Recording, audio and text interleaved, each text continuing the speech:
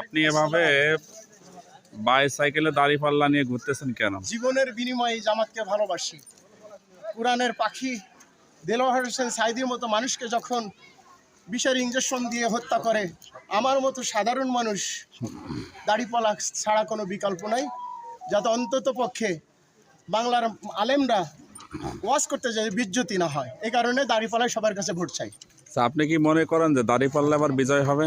ইনশাআল্লাহ ইনশাআল্লাহ দাড়িপাল্লা 100-তে 100 বিজয় হবে। কেমন সারা পাচ্ছেন দাঁড়িপাল্লা? আলহামদুলিল্লাহ।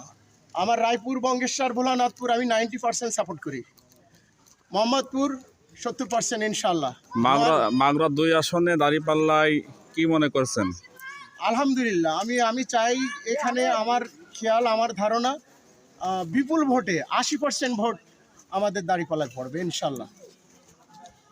যতটুক ভ্যান চালক, রিক্সাওয়ালা, ঠেলাওয়ালা, মজুরালা যাকেই জিজ্ঞাসা করি সবাই বলে আলহামদুলিল্লাহ এবার জোয়ার উঠেছে দাঁড়িপাল্লার। আমার কথা নয়, সাধারণ জনগণের কথা। বাকের ভাই ইনশাআল্লাহ কোরআন নিয়ে এবার সংসদে যাবে, সবার এটা আশা।